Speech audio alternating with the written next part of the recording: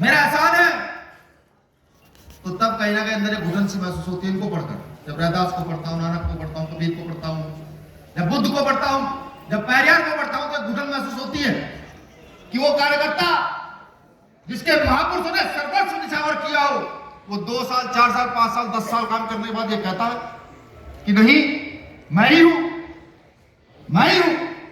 मैं तो कहता हूं मंच पर बैठे हुए लोगों से भी, तमाम साथियों से, खासतौर से अपनी कमेटी से, जिसको हम राष्ट्रीय कमेटी कहते हैं, मैंने फिर काम मुझे नहीं कहना चाहिए, शायद बुरी लग जाएगी, उस राष्ट्रीय कमेटी से कहना चाहता हूं बीमार में कि जिसके नाम है 10 बार बुलाए जा रहे थे, लेकिन वो आवार है, कोई 2 बजे आ रहा है, कोई 1 बजे आ रहा है, कोई 12 बजे आ रहा है। इसलिए कह रहा हूं कि अगर तुमने कार्यक्रम ऑर्गेनाइज किया है, तुम इस कार्यक्रम के ऑर्गेनाइजर हो, जिसकी राष्ट्रीय कमेटी लेट आती है, उसका कार्यकर्ता कितनी लेट आएगा, सोचने का विषय है। मैं ये भी जानता हूं, इस कार्यक्रम के बाद मुझे कहा जाएगा, बहुत सारे बीमारी के पदाधिकारी कहेंगे कि सर हमें बोलने का मौका नहीं दिया, हमारा नाम नहीं आया। मुझे नहीं लगता किसी का नाम ना आया हो, सबके नाम लिए गए, सबके नाम लिए गए हैं और सबको कहा गया किसी भी व्यवस्था को स्थापित करने के लिए, किसी भी आंदोलन को चलाने के लिए न्याय की आवश्यकता होती है। और जो मेरे पास भीम आर्मी की जमीन की जानकारी है या कुछ पार्टी के कार्यकर्ताओं की जमीन की जानकारी है, वो न्यायोचित नहीं है, बिल्कुल न्यायोचित नहीं है। अगर चाहते ही आंदोलन चले तो सबसे पहले अपने अंदर न्याय की व्यवस्था को डालना शुरू कीजिए। बाबा साहब अम्बेडकर की जय कहने से और साहब काशीराम साहब की जयंती मनाने से वो आपके अंदर पैदा नहीं हुआ। ये दर्द है मेरे अंदर का जो बाहर आ रहा है। वरना सोचा मैंने भी था कि आज बाबा साहब के संविधान पे बोलूंगा, सोचा मैंने भी था कि राजनीति की बहुत अच्छी अच्छी बातें करूंगा, सोचा मैंने भी था कि जब जाऊंगा आप लोगों की तालियां सुनकर एक उत्साह फील करूंगा, लेकिन नहीं। मुझे ये लगता है जिस कारवां को हम लेकर चल पड़े हैं, तेजी से आगे की ओर बढ़ रहे हैं, अगर इस कारवां में आने वाले लोग इस कारवां को सही से समझकर आगे न बढ़ा पाए तो वही हाल हमारा होगा, वही होगा जो बाबा साहब अम्बेडकर के जाने के बाद 1956 के बाद यहां अन्य राजनीतिक दलों का हुआ, साहब काशीराम साहब के जाने के बाद अन्य राजनीतिक दलों का हुआ। और मुझे लगता है कि अगर बुद्ध को पढ़ के कि ऐसा नहीं होना चाहिए, ऐसा बिल्कुल नहीं होना चाहिए। ये व्यवस्था जो पुनः खड़ी हुई है, आज प्रकृति ने चंद्रशेखर आजाद नाम के एक व्यक्ति को आपके अंदर न्याय स्थापित करने के लिए भेजा है। आप कभी उनसे सवाल करिएगा, ये मैं नहीं कहता, नहीं, किसी इत्तेफाक से उनका नंबर लग जाए, मिल जाए तो सवाल कीजिएगा, उसके विषय में सवाल कीजिएगा जो जिसने आज तक कभी आपका साथ न दिया, सवाल कीजिएगा उसके विषय में। और मैं लिख कर देता हूं, मैं लिख कर देता हूं, आपको न्यायोचित जवाब मिलेगा। मैं बताऊं चंद्रशेखर भाई आपको, जब आप यहाँ आए और आपने देखा कि मंच ये है, उससे पहले मैंने भी फोकस कर लिया था, लेकिन जैसे ही आपने उस मंच में न्याय की व्यवस्था स्थापित की, उसी समय मेरे बोलने का जो रुतबा था, जो मुझे बोलना था, वो एक झटके में आपने खत्म कर दिया कि जो मुझे आज कहना था यहाँ। मैं गौरवान्वित भी हूं, बिल्कुल गौरवान्वित हूं कि हम दोनों लोग साथ चले, कि मैं एक ऐसे व्यक्ति के साथ काम कर रहा हूं और चल रहा हूं जो कहीं पर बैठा हो, वो आसमान हो या जमीन हो, वहां न्याय की आवाज को बुलंद करना जानता है बिना वर्चस्व स्थापित किए। मैं गौरवान्वित आज, और मुझे महसूस होता है कि आप सबको भी यही करना भी चाहिए, बिल्कुल करना चाहिए, क्योंकि अगर ये नहीं कर पाएंगे तो मुझे ये महसूस होता कि जिस व्यवस्था को महापुरुषों ने चलाया, उस व्यवस्था को आगे नहीं बढ़ाया जाएगा। किसी भी आंदोलन को मजबूती से आगे बढ़ाने के लिए बहुत सारी चीजों की आवश्यकता होती है, बहुत सारे संसाधनों की आवश्यकता होती है, लेकिन भारत का इतिहास से कहता है कि बहुजन आंदोलन को बढ़ाने के लिए सिर्फ एक चीज की आवश्यकता रही, जो मैंने पढ़ा, त्याग और समर्पण की।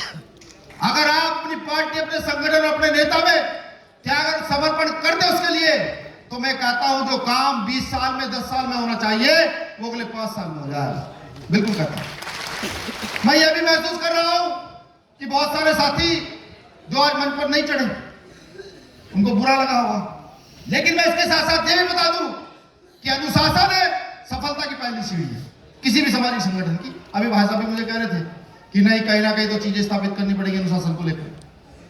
तो सीधी सी बात है, जब राष्ट्र का सेमिनार होगा तो राष्ट्र की कमेटियां यहां बैठेंगी, जब प्रदेश का तो प्रदेश की कमेटियां बैठेंगी, जब मंडल के सेमिनार होंगे तो मंडल की कमेटियां बैठेंगी।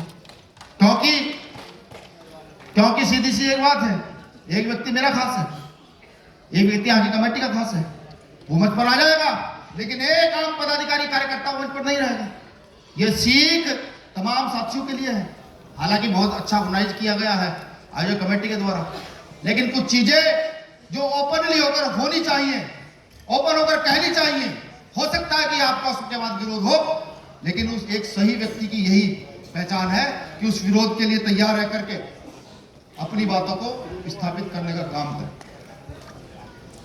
आज सामाजिक कार्यकर्ता के तौर पर मैं देखूं तो भीम आर्मी का जब नाम आता है, मैंने फिर का बुरा मत मानिएगा, भीम आर्मी का जब नाम आता है तो कहीं ना कहीं हमारे पदाधिकारी कार्यकर्ता सिर्फ आंदोलन कौन सा, कहीं कोई एट्रोसिटी हो गई, उस आंदोलन का जो वो सड़क पर खड़े होकर लड़ रहे हैं, उस आंदोलन को ही अपने कार्य का पूरा हिस्सा समझ लेते हैं। ऐसा नहीं है, वो आंदोलन का एक छोटा सा पार्ट है। जो चीजें स्थापित करनी है उसका एक छोटा सा पार्ट है, आपके दिखने का छोटा सा पार्ट है। अगर आंदोलन स्थापित करना चाहते हैं, ये समझते हैं कि हर व्यवस्था में आंदोलन स्थापित हो, तो मुझे लगता है कि लाठी डंडे गोलियां तो ये हाथ से नहीं चल रही है, कई हजार साल से चली रही, बिल्कुल चल रही है। पैन भी बाबा साहब अम्बेडकर थे कर चले गए ना, दे करके संविधान दिया, अधिकार दिया, शिक्षा दी उन लोगों को शिक्षा दी जिनको कोई बैठने नहीं देता था, महिलाओं को शिक्षा दी, जो घर से बाहर नहीं निकल सकती उनको शिक्षा दी, बाबा साहब अम्बेडकर देकर चले गए। पैन दे दिया, ताकत दे दी, कहा लिखो पढ़ो, अपने अधिकार के प्रति जागरूक होकर लड़ो। काशीराम साहब आए, उन्होंने बताया कि राज सत्ता का आनंद सुख क्या होता है। सुख से समझिए क्या कि राज सत्ता में होंगे तो एक सिग्नेचर से ना जाने कितनी यूनिवर्सिटियां स्थापित कर सकते हो, एक सिग्नेचर से ना जाने कितने फ्री हॉस्पिटल स्थापित कर सकते हो देश के लिए, एक सिग्नेचर से ना जाने कितने बच्चों को विदेश पढ़ाई के लिए स्कॉलरशिप के आधार पर भेज सकते हैं, एक सिग्नेचर से। ये काशीराम साहब ने बताया। वही बाबा साहब अम्बेडकर के मत का सही प्रयोग करना भी सिखाया। लेकिन अब आप सोचिएगा, पढ़े पार्टी को 3 साल हुए, पढ़े कुछ भी हुआ है। भीम आर्मी के 24 से 25 प्रदेशों में अपनी यूनिट है, 25 प्रदेशों के अंदर। हाँ, ताली बात में जरूर चाहिए, माफी चाहूंगा, नहीं अभी समय हुआ नहीं। भीम आर्मी की अपनी यूनिट है, लगातार पार्टी की यूनिटें खुलती जा रही है। और जब भीम आर्मी का नेता चलता है, भीम आर्मी का नेता किसी को फोन नहीं करता, ऑटोमेटिकली समाज के लोग निकलते हैं, एक के बाद दो, दो के बाद 100, 100 के बाद 200, 200 के बाद 500 गाड़ियों के साथ साथ लोग चलते हैं।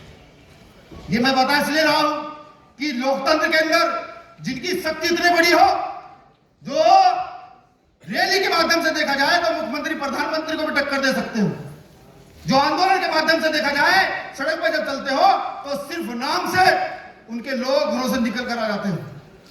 तो ऐसी क्या कमी है, कितना बड़ा जनाधार होते हुए, जिसको जोड़ते जोड़ते काशीराम साहब को 25-30 साल लगे, इतना बड़ा जनाधार होते हुए भी हम इन चीजों को उस चीज में कन्वर्ट क्यों नहीं कर पा रहे जिसके साइंस से हम यहाँ पर डिग्री कॉलेज, यहाँ पर हॉस्पिटल और ना जाने क्या क्या सुविधा पैदा कर सकते हैं।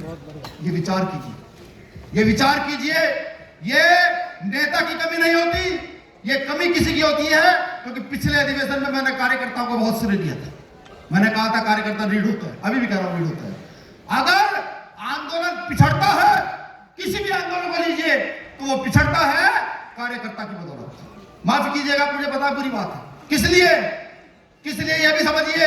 मैंने जो न्याय चरित्र की बात की है ना, आप में से कुछ बैठे लोग जिन्हें मैं यहां से सही तरीके से देख पा रहा हूं, वो मेरी बात को बखूबी समझ रहे हैं, किस लिए पिछड़ता है।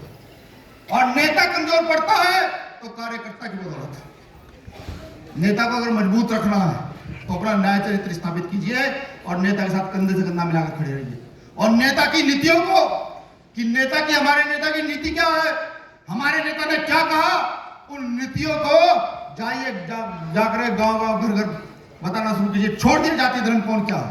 और मैं कहना चाहता हूं चंद्रशेखर भाई को भी, पिछले अरसे से मैं जो चीज देख रहा हूं देश के अंदर, जहां आपके ऊपर बहुजन समाज की एक बड़ी जिम्मेदारी है, मुझे महसूस होने लगा है कि कहीं ना कहीं आप पर इस देश की जिम्मेदारी भी आपके कंधों पर आनी पड़ी है।